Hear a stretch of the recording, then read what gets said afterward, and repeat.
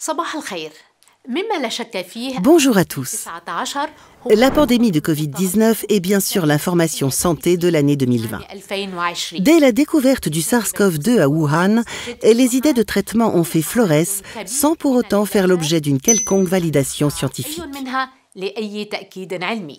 لا نزال نتذكر الهيدروكسيكلوروكين التي Nous avons tous en tête l'hydroxychloroquine prônée par le professeur Raoult, mais nous pourrions évoquer tout un catalogue de produits et de méthodes promus par certains médecins et certains gouvernements à travers le monde, comme le Covid Organics, mis en avant par le gouvernement malgache, un remède traditionnel amélioré composé d'artémisia, une plante traditionnellement utilisée dans la pharmacopée asiatique et africaine pour lutter contre le paludisme, et d'autres plantes médicinales endémiques.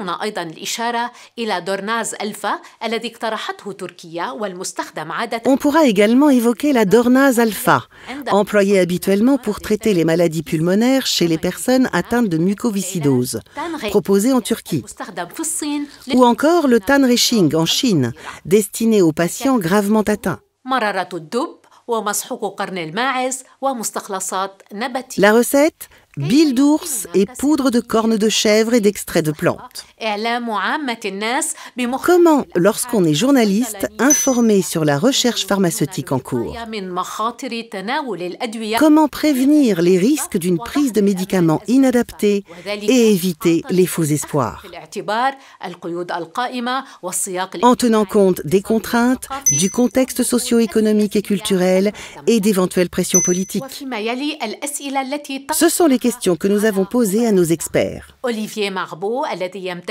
Olivier Marbeau, منذ أكثر journaliste depuis plus de 20 ans, travaillant aujourd'hui à la Revue, un bimestriel qui dépend du groupe Jeune Afrique, لمجموعة جون أفريك وكارولين et Caroline Paré, journaliste et animatrice de l'émission Priorité Santé sur RFI. على إذاعة فرنسا الدولية. Bonjour, je suis Caroline Paré, je suis journaliste à RFI et je présente l'émission Priorité Santé tous les matins du lundi au vendredi d'ici les Moulineaux où se trouvent les studios de FMM. Bonjour, je m'appelle Olivier Marbeau, je suis journaliste à Jeune Afrique, chef de section plus précisément. Je m'occupe de la section qui s'appelle l'enquête, qui traite des sujets transversaux panafricains qui sont assez variés.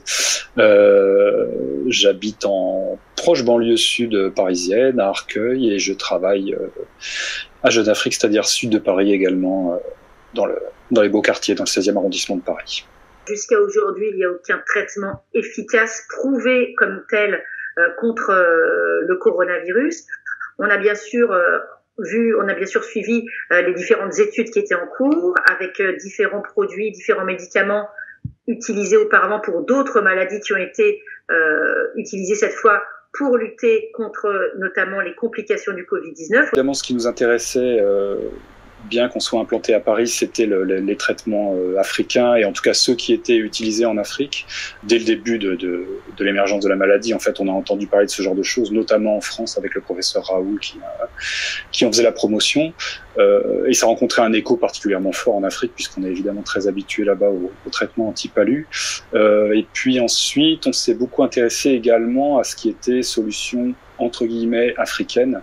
Là, je pense plutôt à de la médecine traditionnelle, à l'utilisation de plantes comme l'artémisia.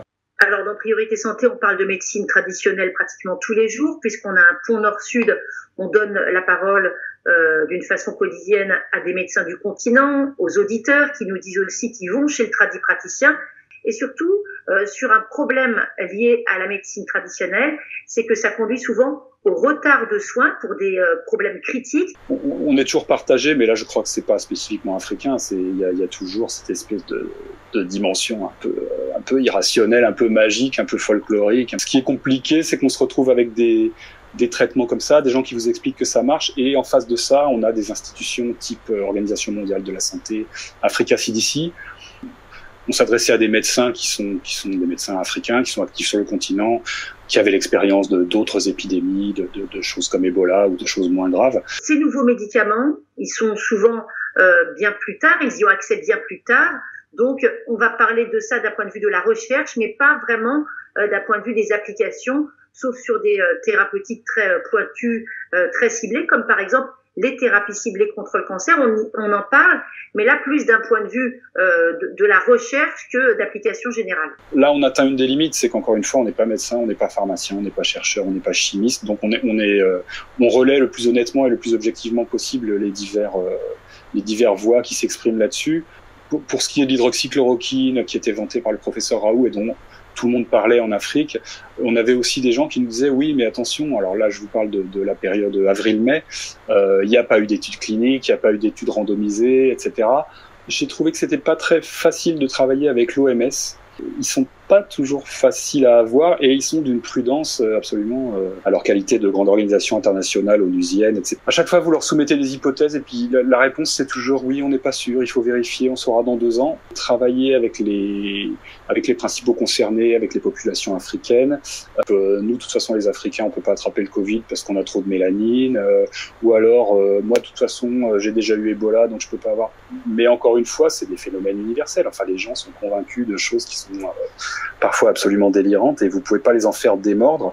On peut même aller sur les réseaux sociaux, chercher de l'information également sur notre page Facebook où il va y avoir des auditeurs ou des soignants, des infirmiers qui vont nous donner des informations précises directement issues du terrain.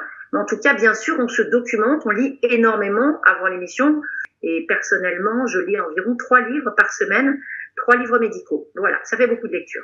Et là-dessus, pour le coup, je trouve que l'OMS, l'Africa CDC, etc., pour la partie que je connais, on fait plutôt du bon boulot. Enfin, ils ont mis des choses en ligne, ils renvoyaient à des liens d'université. C'était plutôt pédagogique. Une des bases de notre émission, c'est de justement donner la parole aux experts. Pour ça, on a, on va dire, un agenda très touffu. C'est celui depuis des années de Priorité Santé. Avant moi, derrière le micro, il y avait Claire Hédan.